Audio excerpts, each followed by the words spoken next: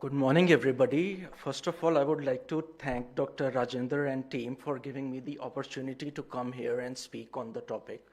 So primarily, my mother is suffering from a rare genetic disorder called Huntington disease. So if we talk about the rare diseases, the healthcare system is at a very nascent stage in our country. So I have been facing a lot of hardships to get the treatment for my mother for this disease. So I mean, there is no infrastructure or no system that is prevalent in the country at the moment that could provide a medication for this disease. There are only a few medications, and that too in clinical trials in the Western countries like in European countries or in the United States. So even to get a medicine in a clinical trial, it is very difficult for a patient from India to get enrolled in the trial there. Because if we try to contact the hospitals there, every hospital has their own reasons for the denial. The hospitals in Europe say that they consider patients only in their who are their native language speaking.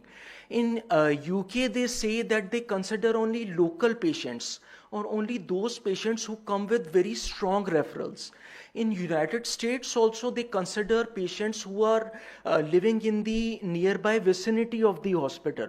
So almost all the hospitals deny, and none is willing to take a patient from India for the clinical trials.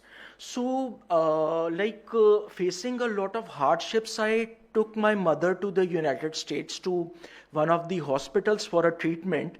But unfortunately, there also we were unable to get the medicine that was running in the clinical trial. So, I mean, in US, there is a proper institutional mechanism.